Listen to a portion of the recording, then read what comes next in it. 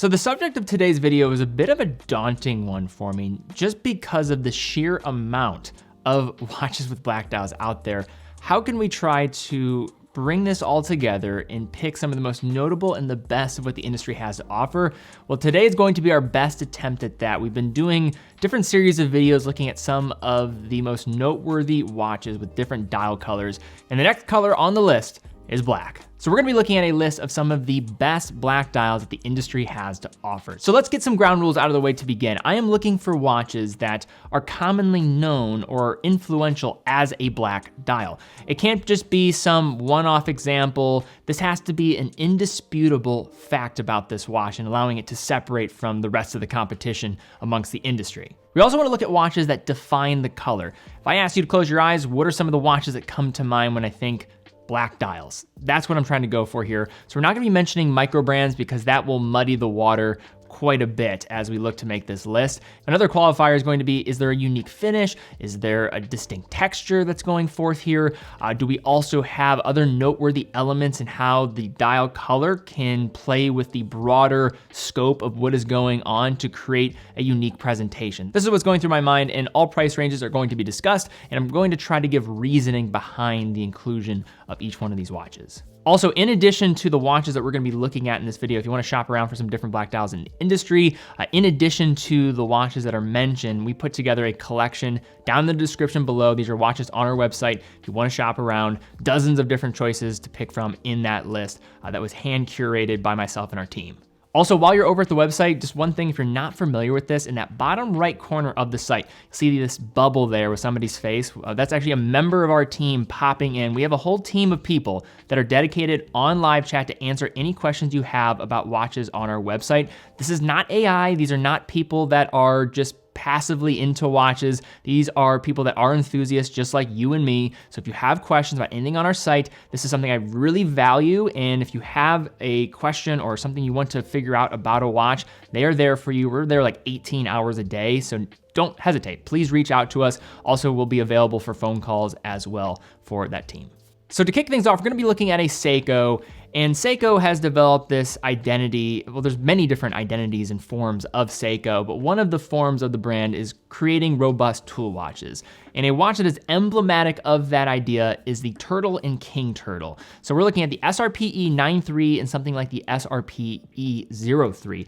So these are two drastically different approaches to a familiar format with the turtle, with that case silhouette, but we'll talk about both of them. Now, just taking a step back, what are we talking about here with the turtle and why is it included? Just because a watch is familiar, and I think we see this design of the turtle dial elsewhere, where we start to maybe think that, okay, this isn't noteworthy, but this was a watch that was responsible for developing much of the DNA that we now attribute to Seiko overall. Where this can really be traced back to is the original 6309 from 1976. You have the case silhouette, but the dial is really where we want to talk about here. So you have those geometric indices. You also have these tipped quarter hour markers. What I'm referring to there are these small pointed elements on the 12 o'clock, you'll also see on the 9 o'clock and the 6 o'clock. Rim loom plots, hands are classic Seiko. You see that pointed hour hand, and then you have that long arrow hand for the minutes. Then you shift over to the King Turtle, and what you're seeing here outside of the upgrades more broadly with the ceramic bezel, you're also getting a sapphire crystal.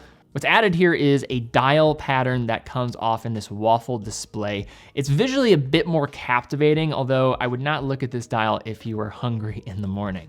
So an idea that we have to talk about is a field watch. I've talked about field watches many times on the channel. Yes, it is a familiar idea. We don't need to probably be presented with it again, but if you're talking about the best of the best for black dials, you cannot dismiss the field watch. It was an important design that developed really around a black dial first because of the principles and tenets of the design to begin with. And if you have to think of a brand that was the most important or one of the most important when it came to drawing forward, pushing forward this idea around field watches, has to be Hamilton. Beyond the design, you also have true authentic history here, supplying the US military and armed forces for many years. So what am I talking about here, and why is the field watch needed to be included in a list like this? So you're looking for high contrast. That was an important aspect of the original design. So you have black backdrop, you have the 24-hour markings as well as the 12-hour markings displayed all in white. The hands are also going to have high contrast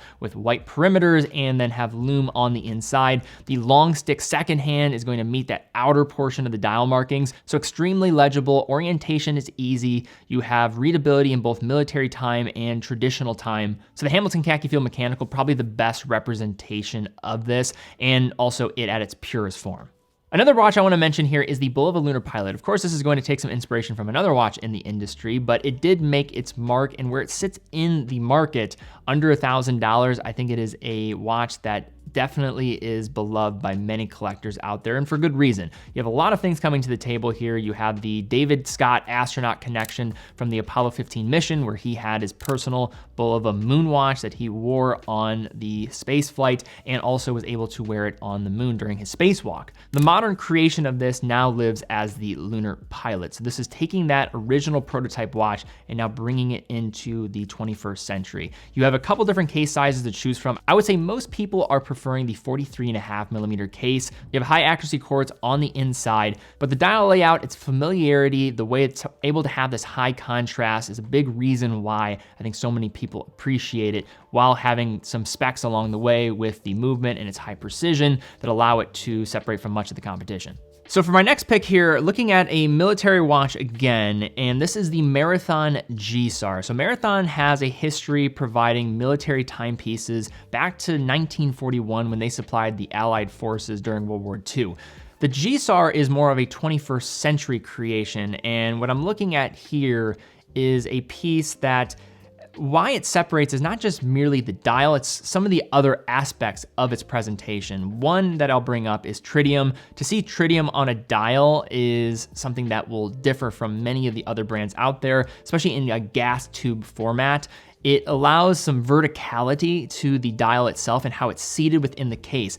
Even the way the dial is presented within the case, it is so unique. You look at it, how it's seated very deep. And you have to do that because of the clearance required for each of the hands, which also have tritium gas tubes on them, and the markers, the hour markers on the outside. Each one of those hands has to pass. So you have to have the stack higher up than normal. That's why it's seated lower, but it creates this very unique look and feel when you put this watch on. When I see this dial with the tritium gas tubes and the way it's positioned within the case, I know it's a Marathon. And some other characteristics that I really like about this design is you have the 12 24-hour displays and that radiation symbol with the pop of red that comes with that dial text. For our next watch, this is one that also is a dive watch, but a totally different way of going about it. And we're looking back to the mid 20th century here, to the 1960s. The original reference was the 7042 design, and this is a spin-off of the compressor style case. And Longines was one of the few brands in this era that were creating these watches with those EPSA cases. So this is the Legend Diver. Now, why I wanted to include this watch is, yes, the dial has got this glossy look to it. It is a sharp looking piece, but where it's able to separate from many other watches to be included is how it's able to take the bezel, which typically for an elapsed time bezel, it would be on the outside. The whole concept here is to have it internally set basically as one with the dial, which creates a different presentation compared to the norm. For those not familiar, the whole point of these compressor style cases outside of the case back design at the time, they were designed to be able to basically create an additional seal as pressure was added to the case as you go deeper underwater. That would strengthen the seal of the resistance against water because of that gasket and how the case was pressing into it. But another aspect of these compressor style cases, this is more of a compressor style watch nowadays, so it's not operating with that same case back. But what does remain is that crown, that additional crown outside of just the general time setting that is dedicated directly to being able to rotate that time-elapsed bezel. You have this sloping nature of that time-lapse bezel that then meets that central point of the dial and creates a cohesive end result. These next two watches I want to throw in as a pairing because they come from the same brand. We have Panerai with the Radiomir and the Luminor.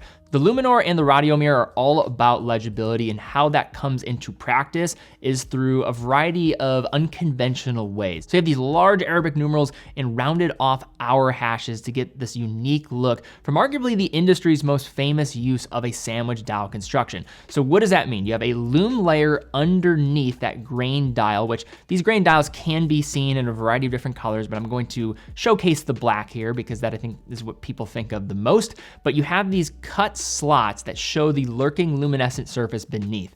Also the typography, and I'm just gonna call this like a stencil style look of the typography.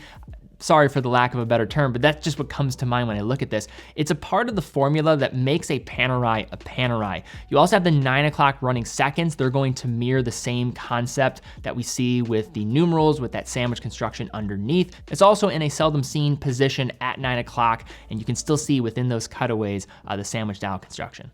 Now we move along to Tudor. It's another dive watch, a lot of dive watches in a row. I guess the idea of what a dive watch is trying to represent probably makes sense for a black dial because contrast needs to be there. But here, it's not the Blancpain we're talking about. I struggled in what I wanted to include here, but I had a really strong feeling about what was the Tudor I wanted to have on this list. And I think you probably might agree with me because of what I'm going to mention, but it's the Tudor Pelagos, but specifically the 42mm black dial option. Why this specific one? This construction of the dial is different than the 39mm because it includes one aspect that I think is a differentiator and a symbol of this design, and that is that rehaut and how it is constructed around the hour markers. Now the Blancpain dial feels less distinctly Tudor than the Pelagos does. There's no other brand that I can think of that created this level of presentation. And when I see the 42mm Pelagos, I know it's a Pelagos. You can take the logo away, you can take a lot of the outside different factors. I would still be able to ID this as a Pelagos. So what are some of the characteristics I'm looking for outside of that rehaut? So you have the black dial. You also have the snowflake handset. That's going to look back to that transition you saw from the Mercedes handset after that request of military dive units. The 42mm has different geometric shapes for the hour markers. You have square markers, you have rectangles, and then you also have that triangle marker at 12 o'clock. All of them have white surrounds for the luminescent material, and then that rehaut. I never thought I'd be so excited to talk about rehauts, but you know, hey, everybody gets excited about different things. That's my thing. The way it engulfs those hour markers is so amazing, and I love how this thing gives off this very armored and imposing feel. It just radiates this tough idea all around its construction, from the titanium case as well as this rehaut, which I think is missing in the 39mm and is probably the only design trait about the 42mm that I prefer over the 39. Now, very similar to what we talked about with a field watch design, I think you have to talk as well about a pilot watch design. Now, one of the common types of black dials that you'll see is a Flieger, something of this sort, and you could go through a long list of brands that are able to claim history of that design. One of them is IWC, but the best representation in the modern catalog for me that takes that idea, but then also peppers in some modern characteristics would be the Mark 20. So the pilot watch design from IWC, long established. The Mark series dates back to 1948 with the Mark 11 that was supplied to the British Ministry of Defense. The Mark 20 is the next and most contemporary form of the Mark series. It skipped the Mark 19. You went from 18 to 20. What do you get with the 20? A lot of the same characteristics as the 18 in terms of its presentation. You have unbeaten readability like cockpit instruments, design cues that include the classic orientation triangle at 12, bold Arabic hour markers, and easy to read minute hash marks. You also have those broad leaf-like hands that are going to contain lume on the inside, but you're also now getting some updates with the package to go along with it, a more condensed lug-to-lug dimension, and a 5-day power reserve that dwarfs the former versions. Let's keep the pilot theme going with another watch that needs to be mentioned. This is the Navitimer, the B01 Chrono, a specific version, the Reverse Panda. So Breitling's Navitimer is an undisputed pilot chronograph icon with a fantastic aviation heritage, beautiful finishing, you have a variety of case sizes, and some interesting dial choices, but none are purely Breitling as the Reverse Panda black dial. This channels right back to the mid-20th century. The black dial slide rule bezel offers abundant information nearly to the point of overload. But remember, these were serious tools during their golden age, and they were designed in partnership with the Aircraft Owners and Pilots Association. Now, the modern renditions showcase a multitude of layers within the recessed subdials. You have this sloping internal bezel controlled by the scalloped outer bezel ring. The concentric circle subdials really pop against the illustrious black backdrop of the main dial. You have varying coloration with silver, red, and black to the dial formula, and also heavy contrast overall. And in terms of different case options, you have 41 millimeters, 43 millimeters, and 46 millimeters. So legendary black dials, you have to mention one brand, and that is Rolex. But here's the thing about the Submariner, the GMT Master, something like the Oyster Perpetual, there's a lot of overarching concepts that are shared across all of them. So which one do you give the nod to? I think I'll mention all of them, but one that stands out a bit more, and I think is the cream of the crop when it comes to a black dial from Rolex, that is the Explorer, the 124-270. So the Explorer, to me, informs much of what we see for a field type of watch, Explorer type of watch, but also was able to inform much of Rolex as it proceeded forward in the 50s and 60s with the design. I think what makes this watch such a compelling offer and why I enjoy it so much is because of the timeless nature. It's so simple. It's been preserved for decades and decades and decades. It has shifted back and forth slightly with case sizes, but what's remained is the dial, and that is the key aspect of why this watch is able to transcend to the heights that it's been able to reach in the decades of the past. So what are some of the characteristics of that? I think the number one is the 3, 6, and 9. Now housing lume within those modern examples. Also, the deep black dial has this mild gloss to it. It's a paragon of legibility with those applied markers. Now features that bright blue glow of Rolex's proprietary chromolite. There's also no date to interrupt the Arabic numerals, and the Mercedes handset is a classic and looks so good with this configuration. Now I'm gonna mention 2 Omega watches here as the leaders. I think the black lacquer, I'm not going to include that one because it's still a little bit new, and I don't think that is as definitive yet when you're looking at legends of the industry.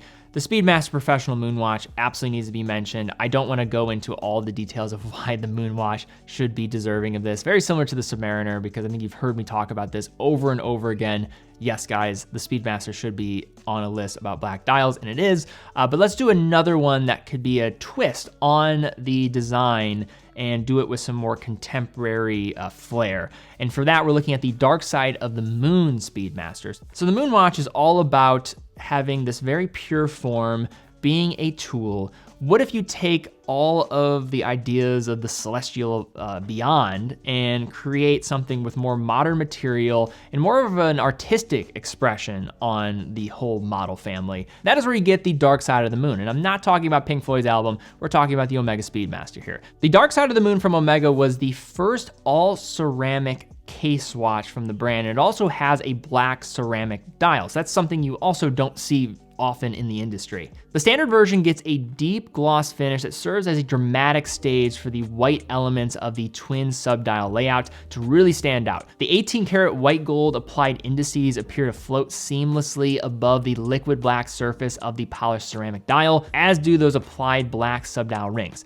Now, striking jolts of red highlight the chronograph seconds hand and the Speedmaster script logo, which I think is a nice touch, and put an exclamation point on the stunning presentation. And if you want even more murdered out black style, like we're just blacking out a vehicle here, you go for the black Dark Side of the Moon, which takes it a step further, basically creating a completely black package. Not as much contrast, legibility might not be there, but still pretty cool. So we talked about dive watches a lot. Another one that was very much responsible for helping set forth the standards of dive watches during the 1950s was the Blancpain 50 Fathoms. We're looking at the automatique version at 45 millimeters. Why 45 millimeters? So the 50 Fathoms was one of the original designs that helped really put forth this genre of dive watch in the 1950s. And many of the principles of this watch became the principles of dive watches more broadly. But why I want to mention the 45mm is the black dial features a raised central portion that creates a level of depth on the surface, being executed in a strong black with subtle glossiness. And long outside, nestled within the minute track, the watch features elevated white gold applied markers and quarter numerals containing superluminova to match the bezel. And I know we're talking about just black dials, but you think about how it complements the rest of the package. You have that sapphire cap for the bezel and how that works. It's fully loomed with the dial. It creates an unbelievable look when the lights are completely turned out. Some of the best lume in the entire industry. But the 45mm, the 5015s are the ones that have that central portion of the dial. The 5010s, which are the newer versions, the 42.3mm options from the automatic collection from the 50 Fathoms, are not going to have that. It's more of just a flat surface instead. It's often a forgotten fact, but the Aquanaut remains the least expensive Patek Philippe reference today at retail. And ever since the 5711 was discontinued in steel, even more attention though is being brought towards the Aquanaut, which probably makes people forget what the retail prices are of these things. But they are undoubtedly deserving to be on this list because of when I associate a black dial with Patek Philippe, this is one of the first that comes to mind, if not the one that comes to mind. Although the Aquanaut does come in several different flavors these days, the 5167 is one that sticks closest to the 1997 roots when the 5060 was released. This now classic look includes the unique texture of its black dial, with some describing the embossed pattern as a checkerboard, and others noting that it resembles the longitude and latitude lines of the globe. But whatever you call it, it's unmistakable, and also the pairing of the hour markers are on par with the Patek dchannay, with a neatly placed date window at 3. So unlike some colors, black doesn't have the same level of spectrum of variance between some of the different shades. I'm not a color scientist by any means, so I might even be saying something that's actually incorrect, but I think there are different shades or intensity levels of black. And to prove my point, you look at Moser here with the Vanta Black within one of their watches. And this is something that they have played around with several different pieces. Here we're looking at the Venturer Vanta Black. So if you're not familiar with this idea of Vanta Black is the darkest man-made material ever, made up of millions of carbon nanotubes that capture 99.965% of light photons. So the light itself can't escape, dissipating as heat, and by limiting the light reflections, the dial surface comes off as looking like a literal black hole. Moser even showed a watch one year at Watches and Wonders where it was completely made and constructed with Vanta Black, so it looked as if it was just floating because they had a backdrop of Vanta Black. Then the entire case was made of Vanta Black. You also had the dial that was Vanta Black, and the only thing that was different color were the hands. So you just see like these floating hands, and you can only see it at a certain position. We can show some pictures of that on screen so you get a sense of this. It is wild to see in person. But otherwise, dial furniture remains pretty minimal in this case. You have no text whatsoever. The black and leaf hands offer a bit of contrast here and dimension to the dial so you can actually read the time. And their use of this color, I think, speaks to what Moser is known for, being this high horology brand with a lighthearted nature to them that's not afraid to take some risks. And for the final watch here, we have a Lange Sohne with the Datograph up-down. So when most people think of the Datograph, they probably are going to think of the movement on the inside, the L951. It was groundbreaking when it was unveiled in 1999. Basically put the Swiss watchmaking industry on notice for a manual wound chronograph movement. But another aspect of the Datograph is going to be its dial and how it is very emblematic of what the brand has on offer. The Datograph technically falls underneath the Saxonia collection, and this classic version of a black dial variant is going to come in platinum. The dial itself is actually solid silver in its construction and goes through a very meticulous manufacturing process to be able to present itself as black. It features white gold applied markers, now in the form of simplified stick indices as opposed to the earlier versions of Roman numerals. You'll also find a small power reserve display above the 6 that uses a disc instead of the traditional hand, hence the name of this watch, up down. So this is referring to how wound the caliber is and inspired directly from earlier pocket watches. This was a function on many of those centuries ago. The silver subdials jump out against the black dial backdrop, standing out even further with the ultra fine circular texture and blue hands. And then there's that big date display, which has been seen in other watches like the Lange One, placed just below the 12 o'clock. Now this is inspired by a clock in Dresden and the Opera House, a short drive from Glashütte, where Lange produces their watches to this day. But all right, guys, that is our video here today, looking at some of the most legendary black dial watches currently in the industry. If you enjoyed the video, please give it a thumbs up, subscribe, hit the bell icon. Really do appreciate that. We have looked at a variety of different dial colors to this point. What is the next dial color that you want us to tackle? Leave a comment down below. Also check out teddyballister.com. Teddyballister.com is a full authorized dealer for over 30 brands. Every purchase from our website comes with quick and fast fulfillment, dedicated customer support, and a full factory warranty for all the products that we offer. Also, as I mentioned at the beginning, if you have any questions about watches on our website, feel free to reach out to us 18 hours a day. We're on live chat. Those are real people there. These are not just AI bots. These are people that love watches. Also, how we're able to keep doing what we're doing here is through selling watches. So if you are in the market for a watch, we absolutely love to have your business. Allows me to keep doing what we're doing here, the team to keep doing what we're doing here, and I would really appreciate the support. But guys, thank you again so much for watching. Be well, and I'll see you all very soon.